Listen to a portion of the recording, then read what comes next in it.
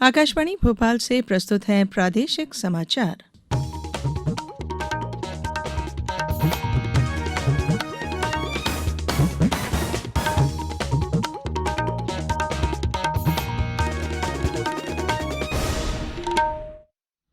नमस्कार, समाचारों के साथ मैं धारणा सचदेव।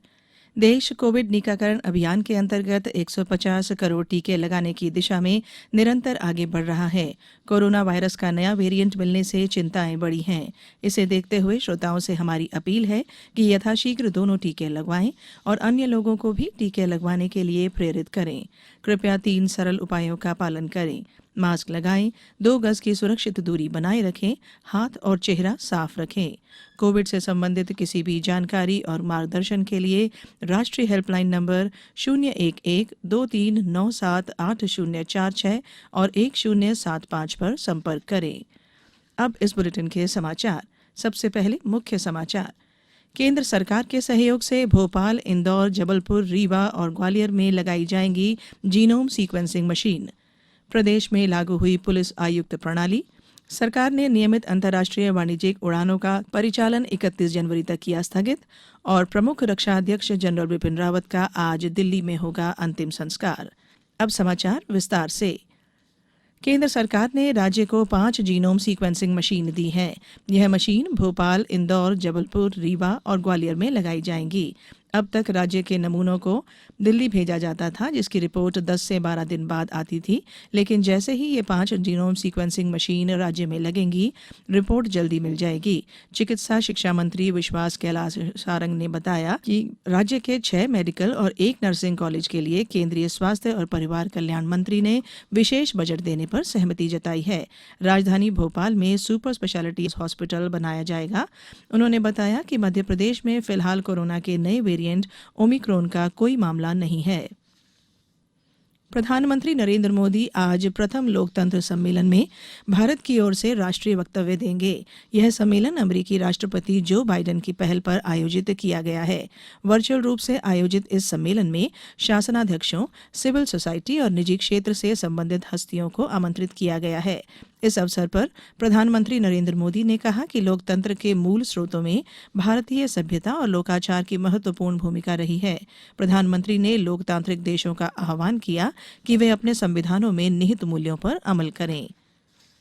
राज्य सरकार ने भोपाल और इंदौर में पुलिस आयुक्त प्रणाली को लागू कर दिया है। इस संबंध में अधिसूचना भी जारी कर दी गई है। इस संबंध में गृह मंत्री डॉक्टर नरोत्तम मिश्रा ने बताया कि कानून व्यवस्था के प्रभावी क्रियान्वयन और दोनों शहरों की जनसंख्या 10 लाख से अधिक होने पर राज्य सरकार ने संवैधानिक प्रावधानों के मुताबिक नगरीय क्षेत्रों और सीमाओं को मेट्रोपॉलिटन क्षेत्र घोषित किया है।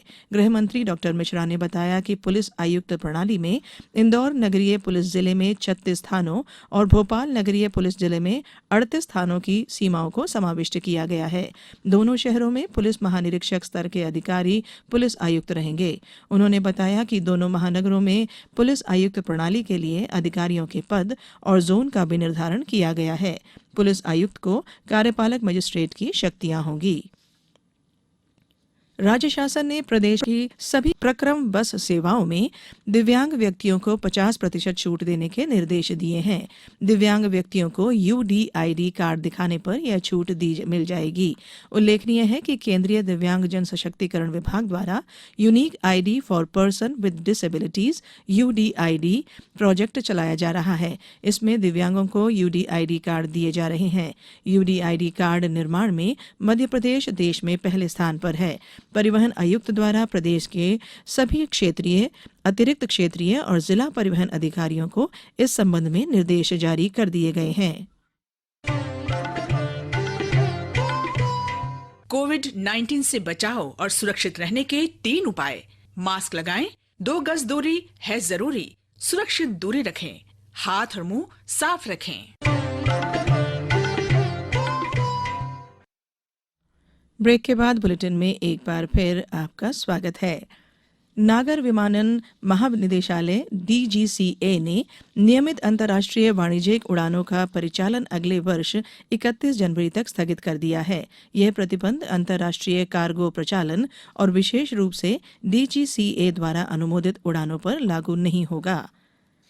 राज्य निर्वाचन आयुक्त बसंत प्रताप सिंह त्रिस्तरीय पंचायत निर्वाचन के संबंध में आज दोपहर 2 बजे वीडियो कॉन्फ्रेंसिंग के माध्यम से तैयारियों की समीक्षा करेंगे। वीडियो कॉन्फ्रेंसिंग में संभागीय आयुक्त, कलेक्टर तथा पुलिस अधीक्षक शामिल होंगे।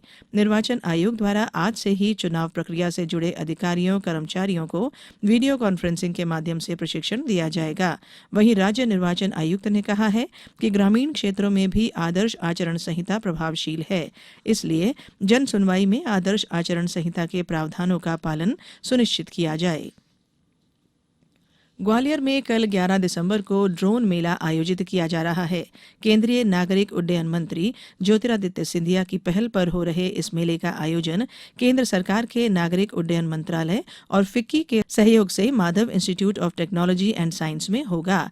MITS के निदेशक डॉ. R.K. पंडित ने बताया कि भारत की तकनीक क्षमता को बढ़ाते हुए सभी विभाग ड्रोन का उपयोग कर रहे हैं।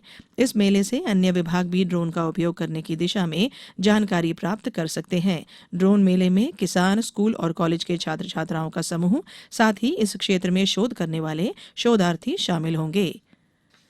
प्रमुख रक्षा अध्यक्ष जनरल बिपिन रावत और उनकी पत्नी मधुलिका रावत की अंत्येष्टि आज शाम दिल्ली छावनी के बरार स्क्वायर शवदाह गृह में की जाएगी। जनरल रावत को पूरे सैन्य सम्मान के साथ अंतिम विदाई दी जाएगी। उनकी अंतिम यात्रा तीसरे पहर कामराज मार्ग से शुरू होगी। इससे पहले कल तमिलनाडु में हेलीकॉप्टर हादसे में जान गंवाने वाले प्रमुख रक्षा अध्यक्ष जनरल रावत और अन्य लोगों के पार्थिव शरीर कल शाम सुल्लूर से दिल्ली के पालम सैन्य हवाई अड्डे पर लाए गए। प्रधानमंत्री नरेंद्र मोदी सहित अन्य मंत्रियों, सैन्य अधिकारियों ने यहां दिवंगत सैन्य कर्मियों को श्रद्धांजलि अर्पित की। वहीं हादसे में बचे एकमात्र व्यक्ति ग्रुप कैप्टन वरुण सिंह को बेहतर उपचार के लिए वायुसेना कमांड अस्पताल बेंगलुरु ले जाया गया है। अब कुछ समाचार संक्षेप में। मुख्यमंत्री शिवराज सिंह चौहान आज सागर में विभिन्न परियोजनाओं का भूमि पूजन और लोकार्पण करेंगे।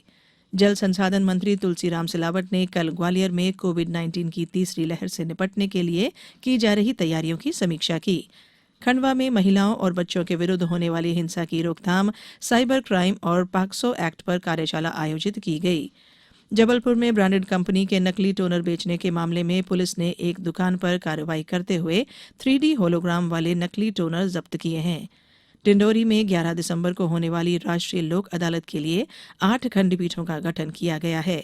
मुरैना में आपकी सरकार आपके साथ का संचालन 26 जनवरी तक किया जाएगा। लोक स्वास्थ्य यांत्रिकी राज्य मंत्री बृजेंद्र सिंह यादव ने कल शाजापुर जिले के अकोदिया और शुजालपुर के अस्पतालों का निरीक्षण किया।